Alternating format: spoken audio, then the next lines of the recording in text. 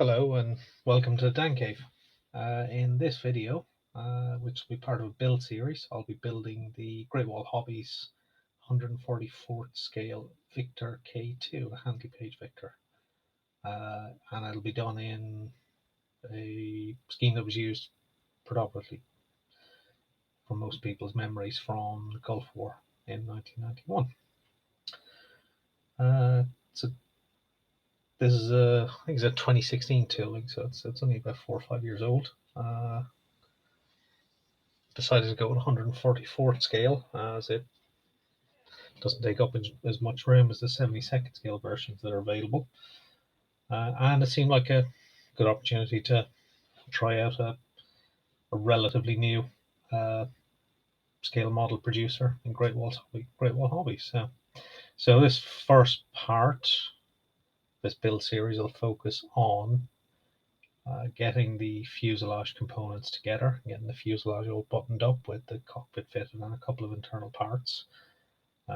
So as with always, you start with opening the box and having a look through the instructions and what parts are there, how they look, and start by getting some of those components off the sprues and cleaned up and prepped. So rather than bore you with real-time watching of me looking at parts and clipping them off, I'll speed up the rest of this segment and we'll continue on with the overspeak of any interesting bits. So the scheme this is going to be painted in is going to be the scheme as flown during 1991 Gulf War, Operation Granby, and I'll be using Ataka's Modern Royal Air Force Paint Set Volume 5, which includes the British Standard Camouflage Beige, which is also known as hemp, which is the kind of sandy colour on the upper surfaces. It also includes the required underside grey, I believe, in the same set.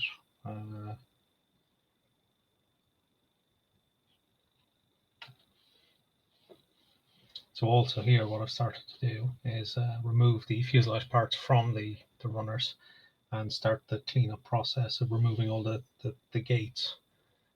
Make sure everything then aligns properly on the fuselage before we go to the initial kind of painting bit, which will focus on the small interior components that need to be added.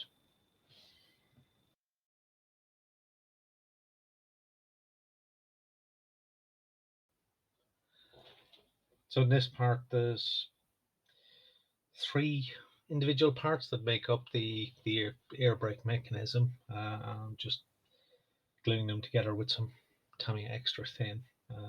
It's always one of those kind of judgment calls whether you paint parts individually and then assemble or get them into as kind of large a sub-assembly as possible before painting. So in this case I'm putting the 3 parts together so they can be quite easily painted in an appropriate I think silver. That's why I end up painting them.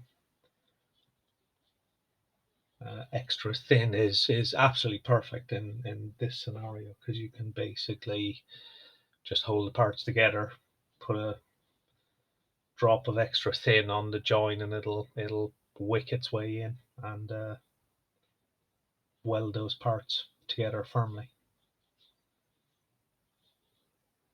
So I'm just grabbing well, basically a clothes peg, just so I can hold the part. The little components are actually, I'd say the fit is a little bit loose, so they're a little bit wobbly. So just to make sure that they go together.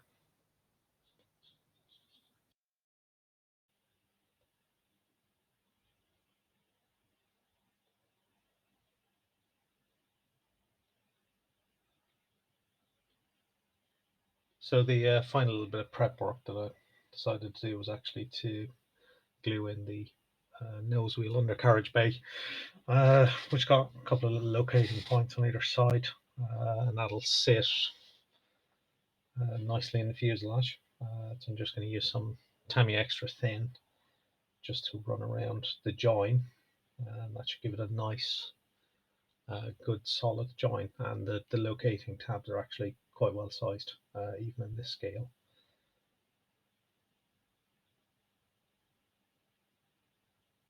Just get that nicely positioned and just do a quick check of how that fits with the fuselage halves put together. So yeah, I can finally move on to getting some of these components painted. So I'm using Hitaka's camouflage grey for the interior colour. Just I think I'm running about 20 psi through a H&S Infinity airbrush. It's got the 0.4 needle in it, which is probably a little bit big for this application. Could use smaller, but it's what's in there, and a couple of quick bursts of camouflage grey. Quite light. In fact, it's kind of hard to tell the difference between the grey plastic and the camouflage grey anyway.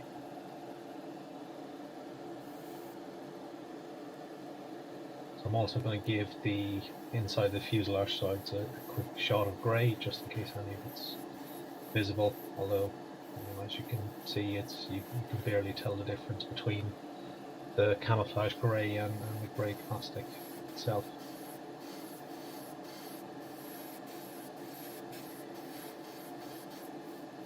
So because of the size of the components and the fact that they'll be well glued inside and not really handled very much, I decided not to bother priming them. The plastic I gave a quick clean beforehand. So now that that paint is on, I'm going to paint some of the details in the cockpit. For this, I'm going to paint the instrument panel and center console using Revell Aqua Black, using a very fine brush. There's no instrument panel details, there's no decal to go there. Again, that's probably not even going to be visible once the canopy glazing is on. But nonetheless, I'll give it a coat of paint anyway. So I have to say, Revell Aquas are probably at the moment my go-to acrylic paint, certainly for brush painting. And if thinned with something like UMP's Universal Acrylic Thinner, it actually makes a very good airbrush acrylic as well. I've had some very good results from it. So Revell don't have a huge range of colors. They do miss a lot of the US type greys and greens, a lot of the RAF colors. But for general purpose use, for like this, doing kind of cockpit details, undercarriage interiors, etc., that they're perfectly usable.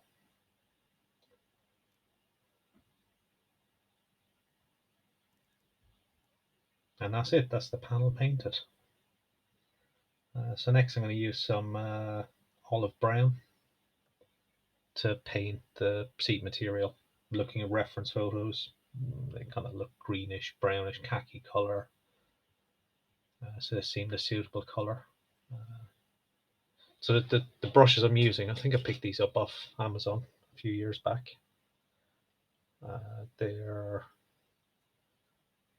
I think they go down to what they've called a 10-0, which is a kind of tiny size, all the way up to I think a size 2 ish. So there's quite a good range of brushes that came in this set. I think the one I'm using here is probably either a 3-0 or a 4-0. I think it's a 4-0, but certainly good enough to drop a couple of lines of paint on these seats. Again, you don't have to be too neat. Most of this will be invisible once it's actually all buttoned up in the fuselage and the canopy on.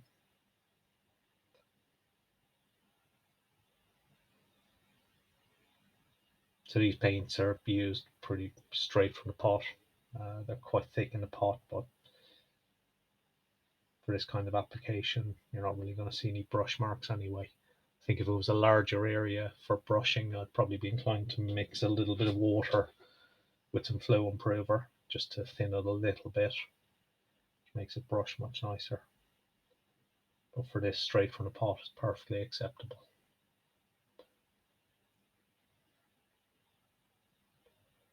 And then the final bit of the cockpit is I'm going to add some seatbelt harnesses using some blue masking tape. I forgot to press record, so you're now seeing the finished article. Again, they just give that representation of RAF type harnesses.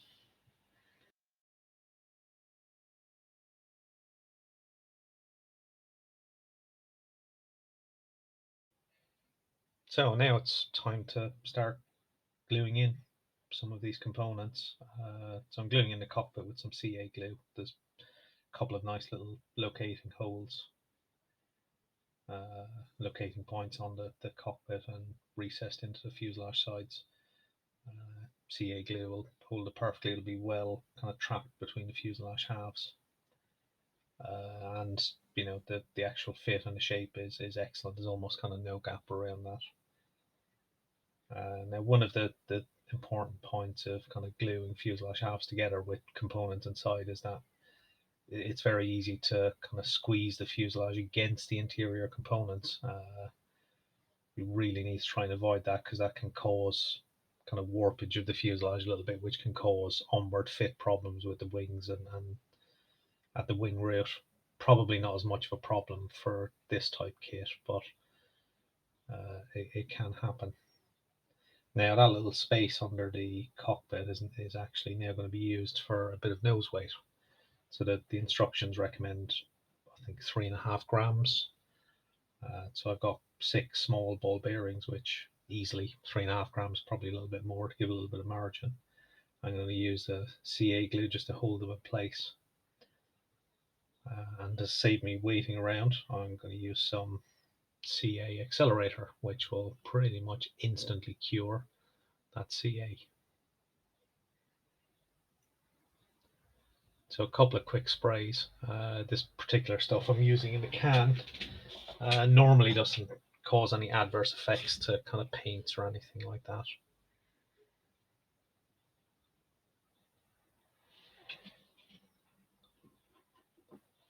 So I think I've put a total of 6 ball bearings inside the fuselage.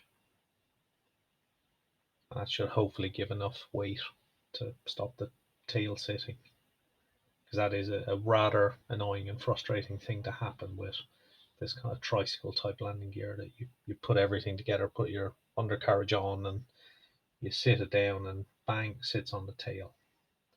And then there's nowhere to put any nose weight afterwards once it's all kind of sealed up.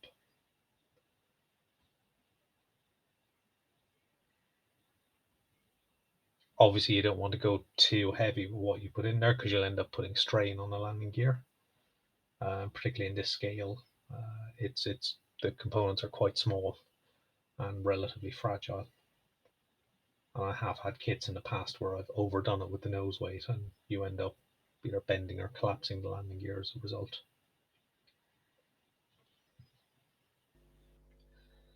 Right then, next up is to get this air brake assembly put together. So the first bit is just to remove some of the silver paint which was applied in and around the air brake housing at the back, and that matches the color I airbrushed the mechanism itself,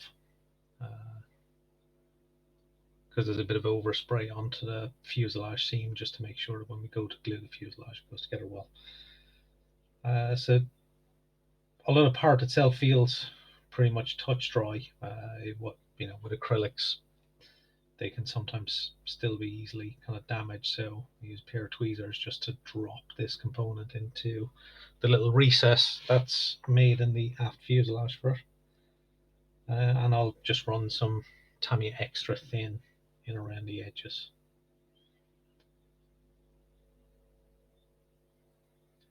And that should have it nicely secured in place. And of course, it'll get trapped by the other side of the fuselage, so you don't really need much in this instance.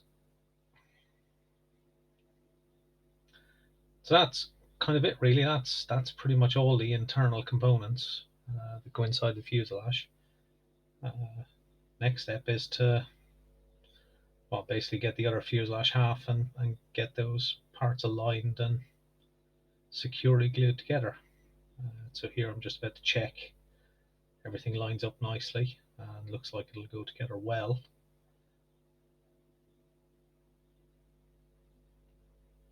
Everything seems to fit nicely around the landing gear and cockpit area, and the air brake doesn't fail on anything. Just check that those alignment pins slot in correctly. And then we can basically speed things up and just begin running some Tamiya extra thin along that seam line. The capillary action will draw that into the gap. And just using a peg here just to make sure that it's held together. There is a little bit of a kind of gap when you squeeze it together, so just to make sure it doesn't come apart, we'll just put that in place for a few minutes. Tamiya extra is not instant drying, but it is pretty quick drying. And as you can see, I'm just going around checking on all of those gaps and make sure I can basically push them together and squeeze some of the molten plastic out. And there we go, that's that glued together. So the next step, once that's all cured, is to go back and start cleaning up seam lines. That'll, basically remove all those kind of little bits of molten plastic that are cured, check the seam lines to see if there's any evidence where, maybe a little bit of filler is needed. And that's all done using a variety of, in this case, UMP sanders, which are absolutely brilliant. I think this is the 180 thinny stick I'm using, and that'll certainly remove the bulk of the excess plastic in and around the nose cone area, and that'll be used all the way around the fuselage, and then progressing up through the grades to gradually get down to a relatively smooth finish. As with all kind of sanding operations, the best advice is to just let the sander do the work. Not too much pressure, you don't want to reprofile too much. But in the case of this part of the fuselage, there is a little bit of a step, so we have to get a little bit aggressive to solve that.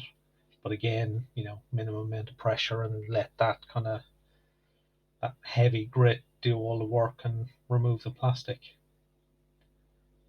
Now, sadly, I've lost some footage of this, and I'm sure if you're watching this, you might be grateful that you don't have to sit through 15-20 minutes of me sanding the fuselage seams. But I suppose the one kind of tail end that is missing, which is disappointing, is where I go back and rescribe some of the fuselage panel lines that get lost through the sanding process. But again, that's a fairly straightforward thing anyway. So particularly on this kit, there's not a huge amount of them, and the fit was so good that there was only minor kind of removal of some of the seam lines as we go through.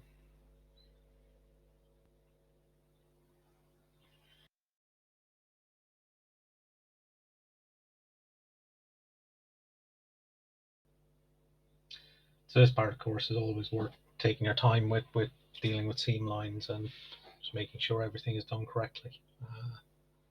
We'll probably go through 3 or 4 grades in total to get this kind of back down to a smooth finish. So there we go. That was the missing footage, and so we're back again with the completed fuselage.